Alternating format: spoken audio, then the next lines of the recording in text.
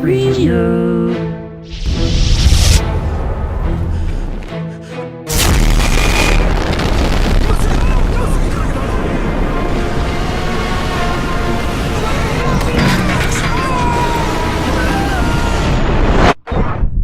The soldiers of Bad Company are back, and they're bringing with them all the action, all the humor, and all the rampant destruction that made Battlefield Bad Company such an entertaining game.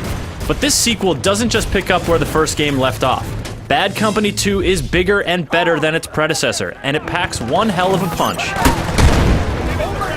The meaty campaign is more focused and more exciting this time around, and though you still can't play it cooperatively with a friend, your wisecracking AI companions help ensure that you'll have a blast as you fight your way through beautiful, exotic locations. The campaign is great fun, but it's the online multiplayer that makes Battlefield Bad Company 2 a real standout. Huge maps, incredible destructibility, powerful vehicles, and excellent sound design all help create some of the most explosive and dynamic battlefields ever seen on consoles. Online competition demands skill, adaptability, and battlefield awareness, and the destruction you leave in your wake makes the satisfaction of victory all the sweeter. This excellent multiplayer action, coupled with the very entertaining campaign, makes Battlefield Bad Company 2 one of the best shooters around.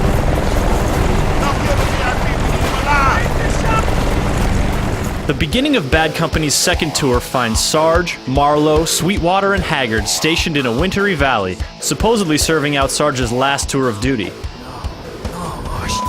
As you might expect, it doesn't take long for things to go south, literally and figuratively.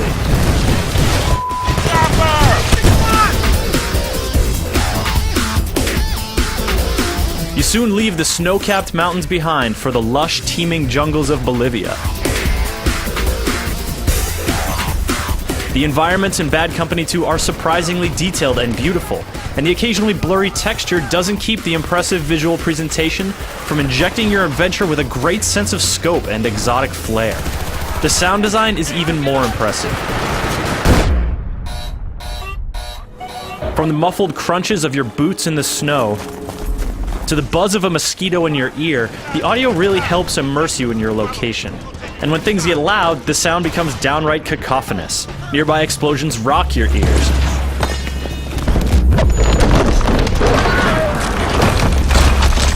And after a while, you'll be able to identify individual guns by sound alone. The technical presentation is great across the board, and the visual improvements definitely help Bad Company 2 stand above its predecessor. Of course, half the fun of scenery is blowing it up.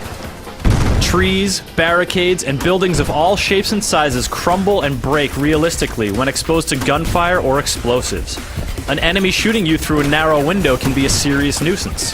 That is, until you use your underbarrel grenade launcher to make that window a whole lot bigger. Snipers in tall towers can be dealt with similarly, and it is remarkably satisfying to blast the building out from under rooftop enemies. Pretty much every building can be completely leveled, killing anyone unlucky enough to be inside and giving you an invigorating feeling of destructive power. And if you're feeling extra destructive, some checkpoints are structured so that you can basically take a time out and spend a while thoroughly destroying the area you just fought through. It may not be in keeping with the spirit of your urgent mission, but it's a hell of a lot of fun.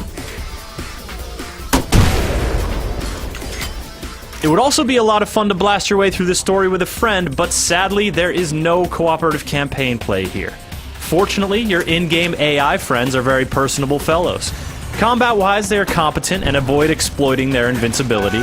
They kill enemies frequently enough to make them seem like solid contributors, but not so frequently that they do the lion's share of the work. That's your job. They also contribute their excellent personalities, cracking wise during the heat of combat as well as during downtime. Bad Company's chatter is both endearing and hilarious, and if you hang around at checkpoints later in the game, you'll hear some very enjoyable exchanges on subjects like Haggard's command of Spanish and Sarge's respect for the dead. Alright, Haggard, go on and speak me some of that Spanish, big boy. You guys wish you'd hear me. It's more kind of a mixture. Come on, no, you talking, show us. My people in Texas call it Spanglish. Spanglish? Yeah. So Sweet, I bet he could even say two I words. go down to Taco Bell, pretty much ask for anything on the menu. Though there are some minor bumps along the way, the campaign is often thrilling, and the characters imbue it with an engaging sense of personality. But the most engaging part of Battlefield Bad Company 2 is the online, team-based multiplayer. Up to 24 players compete in squads in one of 4 match types. These include multi-stage attack and defend missions, struggles for control point dominance, and 4-squad team deathmatch. The different types offer different flavors of combat, but the core action is intense and engaging no matter which mode you play. The sound design continues to be a standout here, and every gunshot, teammate exclamation, and engine rumble is a valuable clue. Destruction is another factor that distinguishes Bad Company 2's multiplayer. No building, no cover position, no sniper perch, no copse of trees is safe from destruction. Even the ground gets deformed by particularly powerful explosions. This makes the battlefield fluid and ever-changing. That building with great sight lines might be reduced to rubble, while a destroyed vehicle may offer temporary cover. Attackers may opt to batter a sensitive object with tank shells rather than try to plant an explosive, while a marauding helicopter can make running across the road a perilous proposition. As the end of each conflict approaches, the environments look like a shell of their former selves, but even the fiercest conflict always leaves room for strategic maneuvering. Adapting to battlefield conditions is just as important as altering the battlefield to suit your team's needs. This tactical destruction makes each map feel less like an arena created for combat and more like an actual battlefield, and the resulting action is much more immediate and explosive. Each of the 4 classes of soldier excels at a different combat role. Assault leads the way with powerful mid-range weapons and underbarrel grenade launchers. Engineers support or destroy vehicles and wield submachine guns, while medics pack powerful machine guns and the ability to heal or revive teammates. Recon soldiers have scoped rifles and C4, both of which pack a punch. Playing as a certain class will earn you progress towards unlocking new weapons and gadgets, as well as attribute-boosting specializations. There's also some fluidity between classes, and any player can pick up a dead soldier's kit and adopt new tactics on the fly. Also, each player has the ability to spot an enemy by looking down their sights at them and pressing a button. This simple yet potent tactic puts a temporary marker over the enemy's head that your whole team can see, significantly shortening that soldier's expected lifespan. When you die, you can respawn on your squad mate or at the designated respawn point, which is where vehicles will become available for you to use. Some are designed for mobility, like ATVs and jet skis, while others pack more of a punch, like tanks and helicopters. Each vehicle is tactically powerful when applied correctly, and they help make the battlefield significantly more hectic and fun.